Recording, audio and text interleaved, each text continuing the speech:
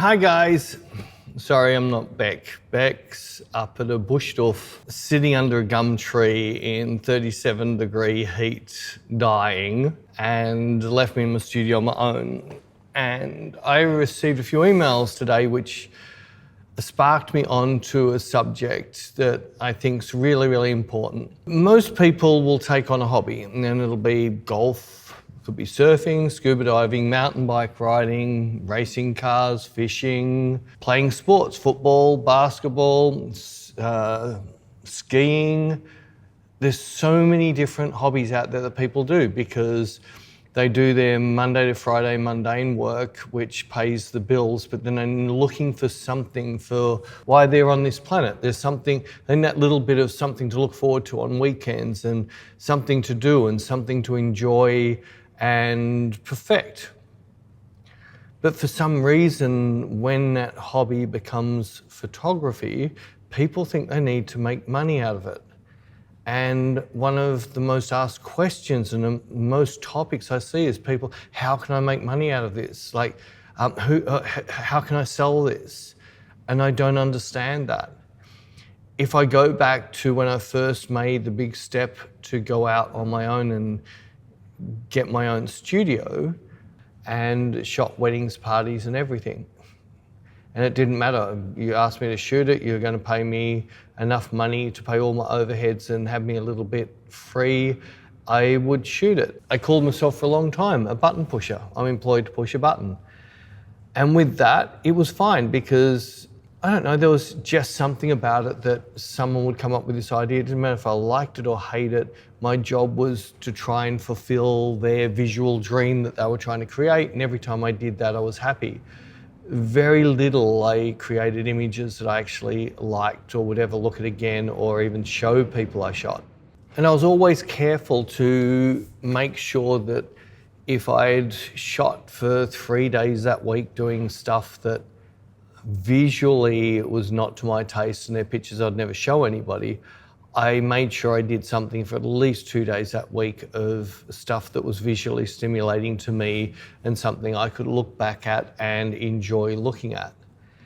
So when I look at my work, I enjoy looking at my work, which is what I only want to do. And it is hard to get people to pay you to shoot exactly what you want to do, and the only way to do that is just go out and shoot what you want to do and keep shooting it and keep shooting it and keep shooting it.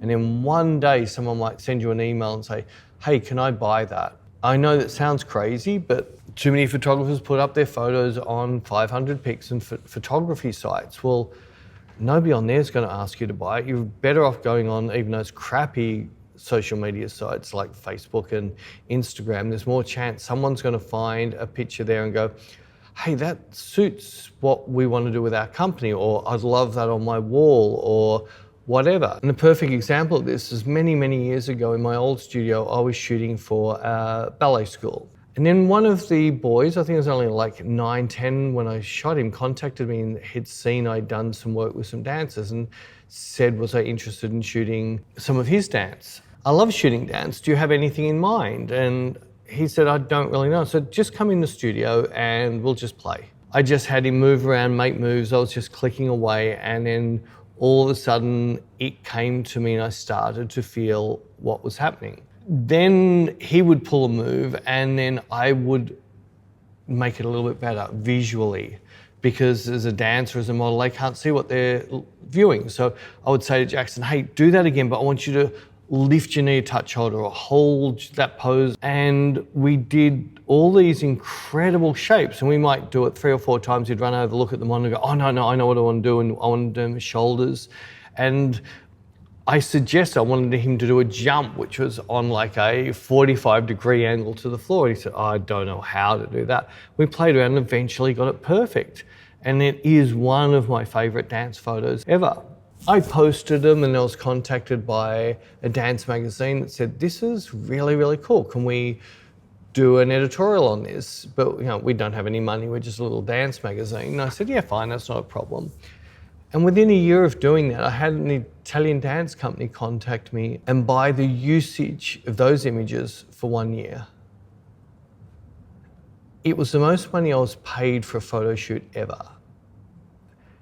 If I'd gone out to shoot this to make money, I would have never achieved the images I achieved. I achieved them because I was just looking out of my eyes and shooting for how I love to see it.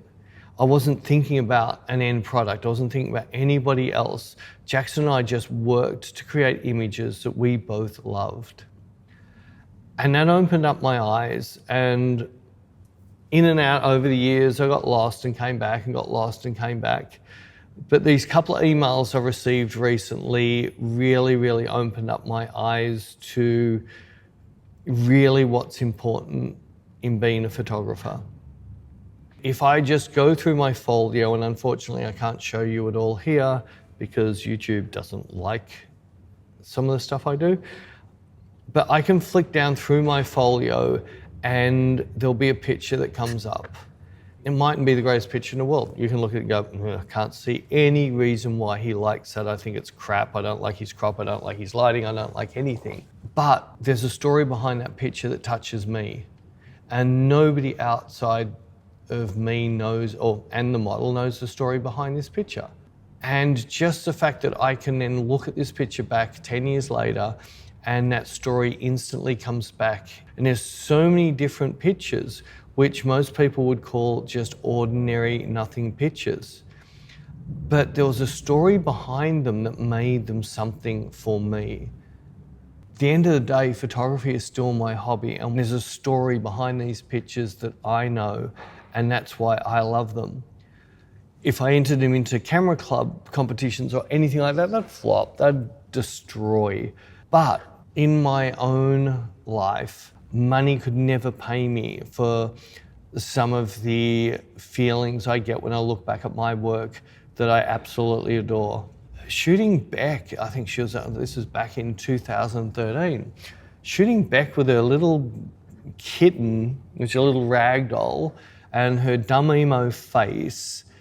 This was such a special day for me. And even if I just go through photos I've done with Beck, there is some incredible fun memories. These were shot for Beck and myself, nobody else. Our shot in Disneyland, I cannot stop looking at this picture because of everything that's happening in the background. I did not plan any of this. Beck was wearing a pair of shorts and a crop top. But we managed to capture this kid's face and his dad looking across, and there's all this story in the background. And I remember after taking the picture, looking at the back of the camera, just going, oh my God. And I showed it to Beck and we just died laughing. And there's things like that which will sit forever. And to me, this is photography. Photography is creating images that affect your life and affect your life for a very long time. And other people don't have to know the backstory. Other people don't have to know anything about it. But if they look at the picture and like it, great. If they don't like it, it means nothing. Amazing model Bella. I had 1 hour with Bella, one single hour in this horrible Airbnb, and pictures I just adore. That Airbnb, I shot 5 or 6 models in 2 days for an agency and had so much fun doing them. I think what I'm trying to get to is people will pay a hell of a lot of money to have experiences in their life, like bungee jumping, jumping out of planes, driving a racing car, all these things that they'll pay a hell of a lot of money for. And for some dumb reason, us photographers think we need to get paid to have that. If I look through my work of all the work I have never and maybe never get paid a cent for, they are some of the best days of my life.